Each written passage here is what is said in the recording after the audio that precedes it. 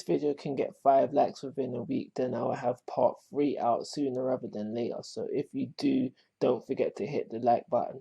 Hey guys, how you doing? This is Manga, etc. and I'm here today to bring you what if Ace, Luffy and Sabo joined under one crew. Now this is part 2. So if you haven't seen part 1, I'd advise going back and watching that just so you're up to date with the little changes that have happened so far and so there's no confusion on your part. But if you're still here, let's jump in to part 2 of this story. So the ASL pirates have now arrived at Shell's Town. This is the base where this is the place where Captain Morgan is running the Navy base. So they get out the boat and Luffy automatically straight away starts shouting about going to see Zoro. But just as he does that, his stomach starts to growl and says, actually, do you know what?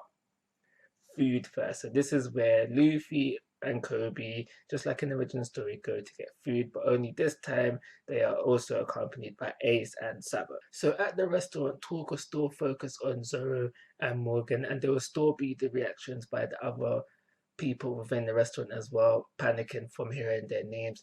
So after the food has been said and done and eaten, they then decide to go over to the Navy base. During their walk to the Navy base, this is where Sabo will quiz Kobe about the reactions that he's noticed between the mentions of Zoro, but more importantly, Captain Morgan's, because obviously he's a Marine, so he'll find it quite odd that there was negative reactions towards his names. Kobe will mention, yeah, that he did notice this, and he too is a bit confused by this. Hearing this bit of the conversation, Luffy be like, well, I didn't even realize any of this, where he would turn to Ace and ask him, did he notice? And Ace would then say, yeah, I did notice, but I didn't really care. I didn't think it was worth mentioning. So they reach the Navy base, they see Zoro, and shortly after, the little girl whose name was Rika comes over, hops over the fence, and tries to give Zoro food before she's interrupted by Captain Morgan's son, Helmeppo. Helmeppo still goes on to his speech about how you shouldn't be here, seen as a criminal activity, and he still tramples over the food and still throws the little girl over the fence. Don't worry, Luffy still catches her, leaving her to be fine. She's a-okay, no injuries there. So once Helmeppo leaves Zoro, where Zoro is being held captive, this is where Luffy, this time accompanied by Ace and Sabo, hop over the fence and they go to have to have their talk with Zoro. Luffy's mentioning that he was looking for people to recruit to his crew, but Zoro will still say, no, I ain't joining you. I've got my own dreams to achieve. Before they leave, just like in the original story, Zoro, however, will still ask for the crumpled, mashed up rice bowl that the little girl tried to give him. He'll still eat it and he'll still ask Luffy to pass on the message to her saying that it tasted great. So back in town, Rika, Kobe, and the ASL pirates discuss why Zoro is even locked up in the first place. During this conversation, Helmeppo comes into town where he reveals that he isn't going to keep the promise that he made with Zoro, saying that he'll free him once a certain amount of days has passed. This makes Luffy mad, which leads to him punching Helmeppo and then claiming to Kobe and this time Ace and Sabo as well that he will make Zoro part of his nakama. So the other members of the village are still being shocked because of what Luffy done. Helmeppo will still cry, saying that I'm gonna go tell my dad and he's gonna come and kill you, with Kobe trying to hold Luffy back.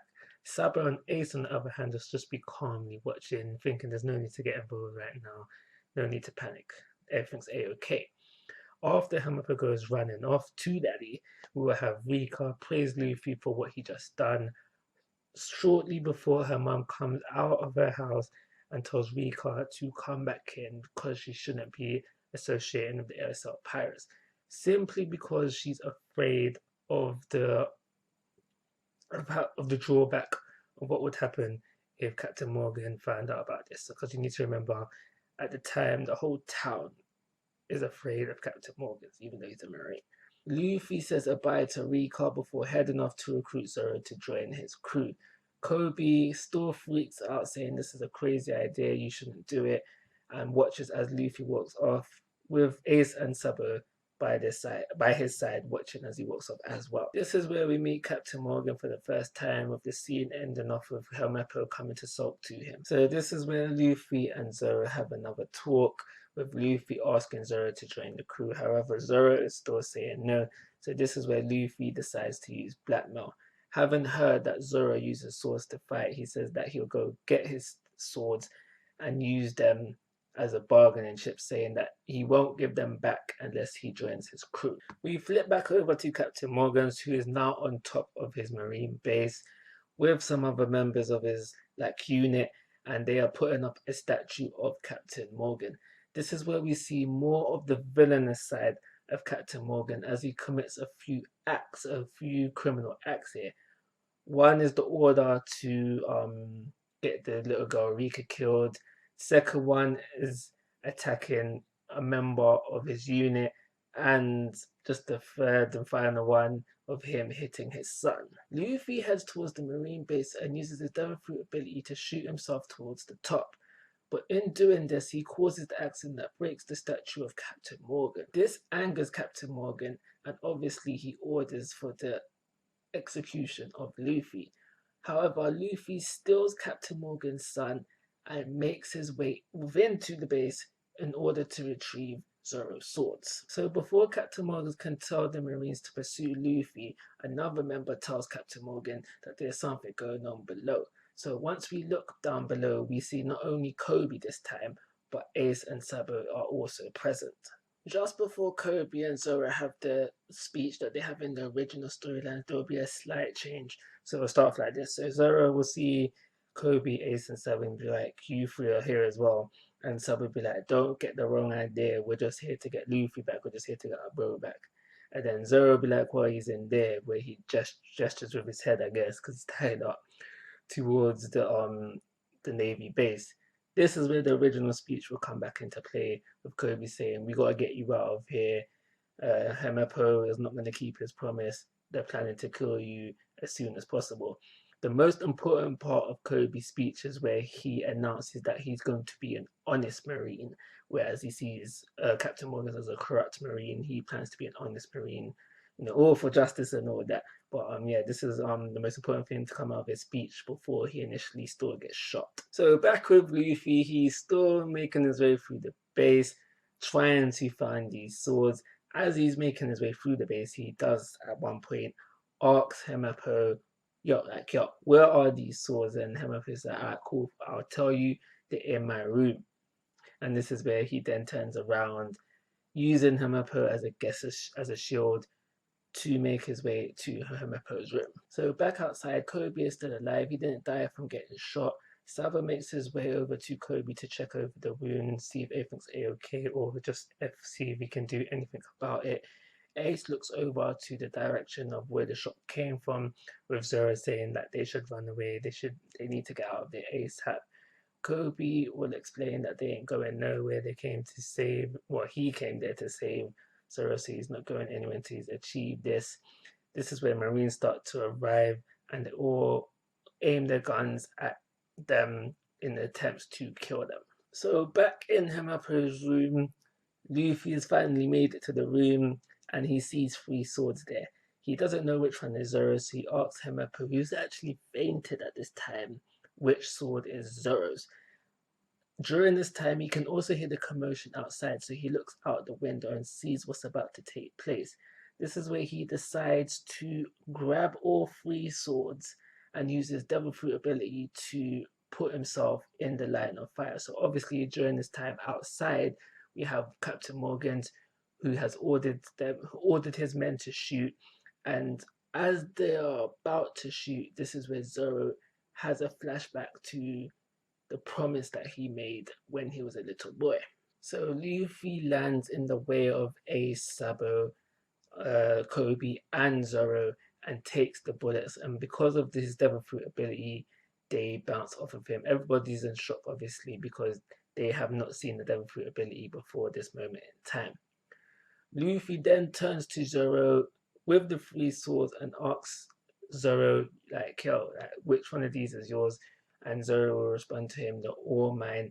And before Luffy agrees to give them the swords, he says to Zoro, you might as well join up with me now. Like, the Marines see you as a bad guy. If you don't comply with their wishes here for killing you, you're going to be seen as a bad guy. So you might as well join up with me now. Thanks to the effort and the work that Luffy has put in to get Zoro to join the crew, out of gratitude, Zoro says, all right, fine, cool. You got yourself a deal. I'll join your crew. Morgan and the Marines realize that they're dealing with a devil fruit user, which the guns won't work on, so they move forward to attack Luffy and company with swords. So with the Marines now approaching, Luffy says, guys, I'll handle this. You guys free Zoro. So he throws back his swords with Ace catching them. Zoro's like, oi, like, what you doing with my swords kind of thing. But Kobe, Ace, and Sabo work on freeing Zoro from his crucifixion tying. So unfortunately, because Luffy would have been able to take out all these Marines before Zoro got free, there's no bit where you see Zoro single-handedly holding back all the Marines. Zoro getting untied. This is where Zoro will learn the true nature of Luffy's devil fruit ability via Ace and Sabo. After failing to beat Luffy, Captain Morgan calls all the members of his unit useless and orders all of them to put the guns to their heads and shoot themselves. The ones that are dumb enough to do this actually do die. This is a big shock to everyone, especially Kobe. As thanks for freeing him, Zoro will insist on taking on Captain Morgan's one-on-one.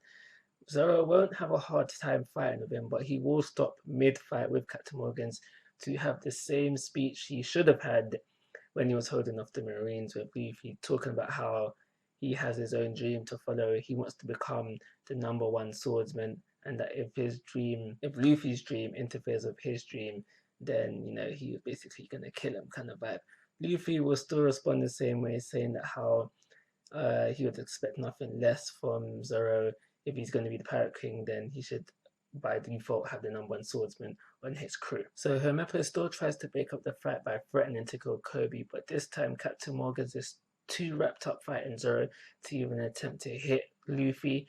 Luffy will still knock out Hermepo, and Zoro will finish off Captain Morgan's with no difficulty whatsoever. So Captain Morgan's now defeated. Luffy actively cheers for their victory, which is also followed by the Marines also cheering.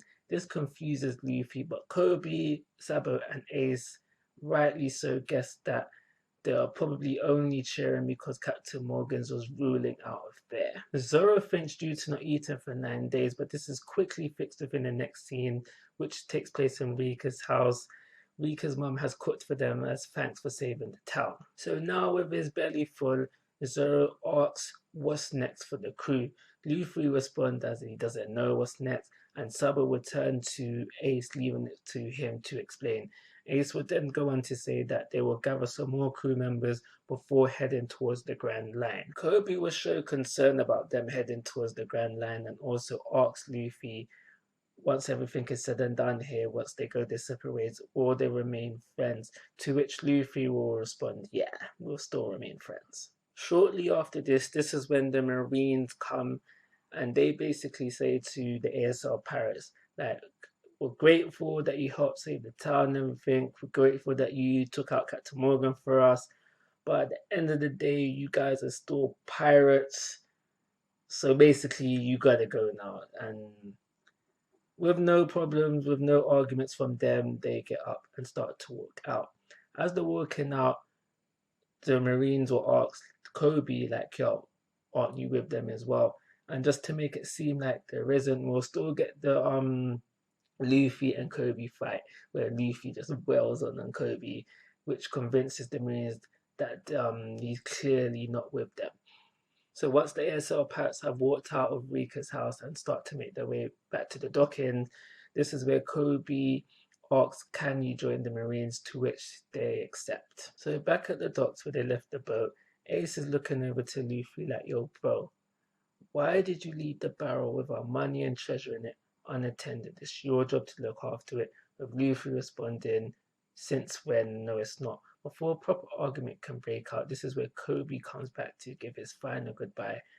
Kobe is still accompanied by the Marines, But Kobe says his goodbye, and him and the Marines give a salute, just as the ASL pirates are backing into their boat and setting sail once again.